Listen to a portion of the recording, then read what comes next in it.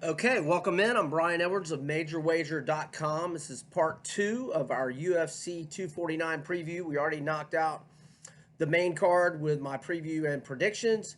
We've got the video on our YouTube channel. It's also front and center on the homepage. And then my written preview of UFC 249 is it's also on the homepage. So the depth of this UFC card is apparent. Sorry, I had to just had to. Anyhow, sorry for that. Okay, so the depth of this card is clear in that the all-time leader in career wins, among other things, for Cowboy Cerrone. And let me go ahead and just ring off all his records. Most wins in UFC history with 23. Most finishes in UFC history with 16. Most fight night bonuses in UFC history with 18. Most knockdowns in UFC history with 20. And he will make his 35th career walk to the Octagon Saturday in Jacksonville at VyStar Veterans Memorial Arena. And that will surpass Jim Miller, who has 34 career UFC appearances. Cerrone is also second most wins in lightweight history with 17, third most finishes with 10 in the Shark Tank that is the 155-pound loop. And a bit of a crossroads fight in the careers of both Cowboy Cerrone, 36-year-old Cowboy, and 33-year-old Anthony Showtime Pettis. This is also a rematch. This prelims headliner, ESPN proper, should get going about, I'd say, 9:35 p.m. Eastern. So, Cowboys lost 3 in a row, all by knockout. However, the first one, I had him winning round 1 against Ferguson. Ferguson started to really take over late in the second round, though, won that round. And I don't necessarily think it was a cheap shot by Tony, but Tony landed a big shot clearly after the bell had sounded. And, you could argue that that shot had, not that it was the first shot that landed on his eye, but that shot would cause some of the damage to the eye and the nose. And then Cowboy made the rookie mistake that he's the grizzled veteran should know not to ever do. And that is to blew his nose. He blew his nose, swelling in his eye, and they had to stop the fight. His eye was basically shut. It was shut. But that was I had it 1-1 going to the third, but it was looking like Tony was going to win that fight. So, but no shame in that defeat. Tony's won 12 in a row. That was his 12th straight win. Then he loses late first round knockout to Gaethje. I mean, Gaethje, we might find out Gaethje's the best, maybe outside of Khabib tomorrow. We may find that out. And then last time out for Cowboy, McGregor, the shoulder strikes, the broken nose early, only got off one leg kick, and then got head kicked, and then subsequent punches. 40 seconds, he was done. He conceded to ESPN's Brett Okamoto multiple things. A, he was just not there for the McGregor fight. He said he had all the spotlight, everything he ever wanted, and he just didn't want to be there. And he's talked in the past about having those mental blocks where he's just not feeling it. But sometimes he'll get over it. He said it was as bad as it had ever been against Al Iaquinta, his last victory, and he looked tremendous that night. I mean, other than Khabib, I can't remember anybody running through Raging Al like he did that night. And I mean, Raging Al beat Masvidal. Controversial. That was when he was going, "You booing me? You booing me? F you," to the whole crowd. But anyhow, very important fight for Cowboy. And he also conceded that he sees the light at the end of the tunnel of his career, and we've never heard Cowboy say anything like that. Now, Pettis, he's still got got a leg up compared to Cowboy, at least against Father Time, he's only 33. But Pettis, since defending, he won the UFC lightweight strap against a first round submission against Benson Henderson. And he defended it against El Nino Gilbert Melendez. And then, since then, he's 4-8 in his last 12 fights. And he's actually now only 500 for his career in the UFC. Let me double check that. Where's my, okay. Pettis. Yeah, he's 9-9 in the UFC now. So, a bit of a desperate. Now, I will say, Cowboy had won 3 in a row, all by finish. All 4 fight night bonuses in that 3-fight winning streak. He submitted Mike Perry. That was at welterweight. Then he went down, and Alexander Hernandez talked all that trash to him, and he destroyed him inside of 2 rounds. And then it was the Iaquinta where Raging Al somehow went the distance, although he was bloodied and battered. So Cowboy was just in really good form going into the Ferguson fight. Now, again, I thought he won first round against Ferguson. So he is not like a long way away from having been in really good form. But, man, 3 pretty brutal knockouts to some powerful guys in McGregor and Gaethje. And it was a TKO, just the doctor stoppage with Ferguson. So, I mean, on one hand, it's like, man, these guys are getting to the end of the road. On the other hand, Pettis, he just beat Wonder Boy, a few fights ago, and then he lost to Nate. No shame in that. Went the distance. Yeah, went the distance. But then that last fight, he was favored, and that was just a piss-poor performance by Pettis. So, to be honest, I don't know what to do with the pick here. I guess since he's got underdog odds, slight lean to Cowboy, but who knows, man? Who knows? No strong opinion here. All right, let's go to Fabricio Werdum and Alexei the Boa Constrictor Olenek heavyweight clash.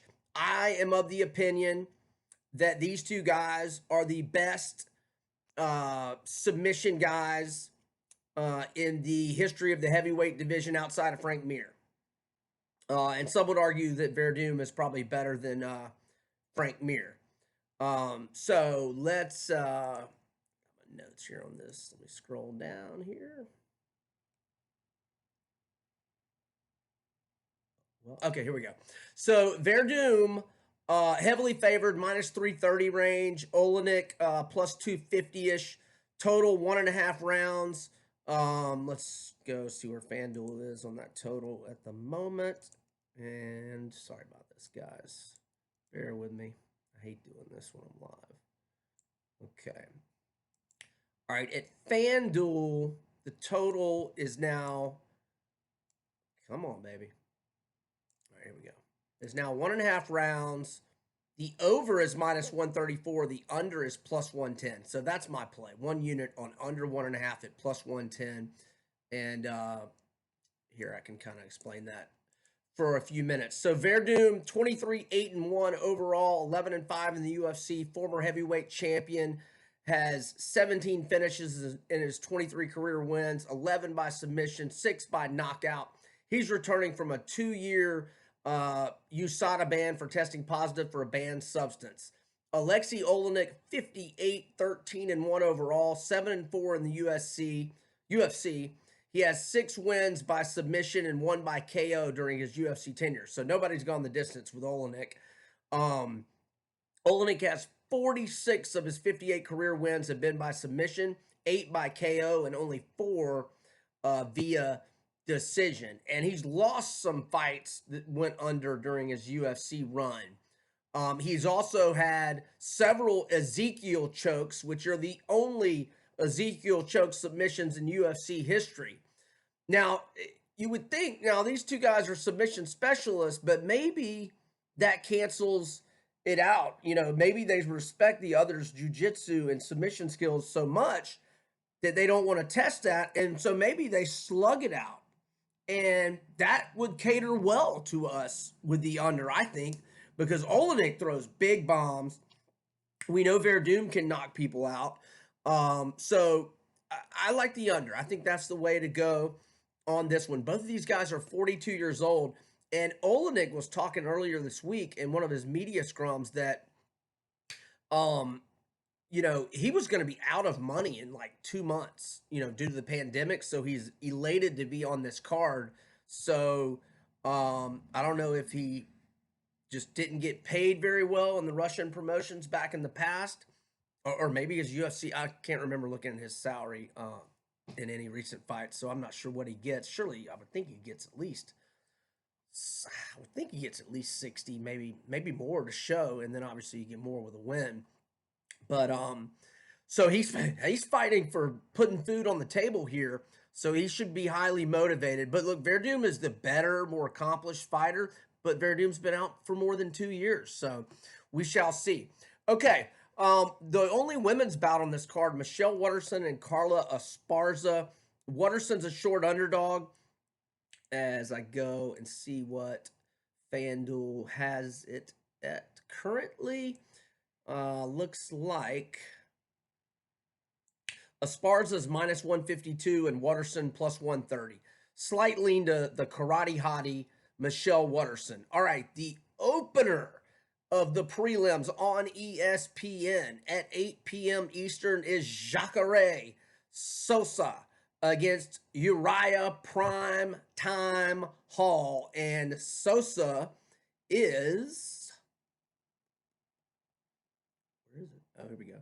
Is minus 120. Hall is plus 102 in this middleweight contest. And the total is 2.5 rounds. Over is minus 116. The under is minus 106. And Uriah Primetime Hall, now at the age of 35, has won back-to-back fights and 3-1 in his last 4. The only loss to that monster Paulo Costa. He beat Bevan Lewis by 3rd round KO and a split decision win over Antonio Carlos Jr. this past September. So Jacare, who is up there in years, he's now 40 years old, and he is off back-to-back losses, a split decision to John Blachowicz at light heavyweight. He went up to light heavyweight to make his debut, lost a split decision to Jan Blachowicz, who might be in line to get the Polish fighter, might be getting the next title shot with John Jones. And then he had lost a decision to Jack Hermanson. Before that, he'd beaten Chris Weidman in a fight of the night. Before that, he lost a split decision to Kelvin Gastelum, one of the best middleweights in the world, in also a fight of the night. Before that, he'd beaten Derek Brunson by head kick in the 1st round for a performance of the night bonus. Before that, he lost to Robert Whittaker by 2nd round KO. Whittaker obviously became the champ. And before that, he had won back-to-back fights over former light heavyweight champion Vitor Belfort and got a performance night bonus. And he beat Tim Boetsch by Kimura in the 1st round for another performance night bonus. So although Jacare's up there in the age, he's still fighting the best in the world and doing pretty well, man. I don't really have an opinion on this one. I'm just not in a hurry to go against either guy, if truth be told. All right, so the early prelims, I've got a couple of picks here. Vicente Luque and Nico Price. Luque had won either 5 or 6 in a row until he lost to Wonder Boy his last time out. Nico Price, very exciting fighter. And he is a big underdog, and I'm not saying bet a lot on him, but maybe a little flyer, just a little nibble, just because Nico Price is a very good fighter to be getting plus 230 odds like he is against Luque. And I'm also okay with the under on this fight, and the under is 1.5 rounds, and it's minus 106. So just little small bets there, probably a little more on the under. And a very small wager on Nico Price at plus 230. Okay, now, featherweight bout, Bryce Thug Nasty Mitchell, the pride of Arkansas. He's undefeated, 12-0 and 3-0 in the UFC. He's coming off a twister submission win on the 2nd twister in UFC history. Korean Zombie had the other one. Bryce is minus 158 against Charles Rosa, who is 8 years his senior at 33. Rosa's plus 134. Rosa's a black belt in Brazilian Jiu-Jitsu. Mitchell's got 9 of his 12 wins by submissions, 3 by decision, no knockouts on his resume. This line has gone, or the odds have gone down from minus 220 to minus 158. I like Mitchell, but it's a pretty expensive price, so just a small wager on it. If you do any parlays, I think Mitchell should be in a parlay. The first fight of the night, or the first, the opener, is at 6:30 p.m. Eastern on ESPN Plus. It's Ryan Spann minus 420 against Sam Alvey, smiling Sam Alvey, who is a plus 330 underdog. And let's see, the total is 1.5 rounds, over minus 144, under plus 118, and I'm going to take under 1.5 rounds at a plus 118 return. That's my play. And that previews the rest of the UFC 249 card. I'm Brian Edwards, MajorWager.com. Thanks for joining. Over and out. Enjoy the show.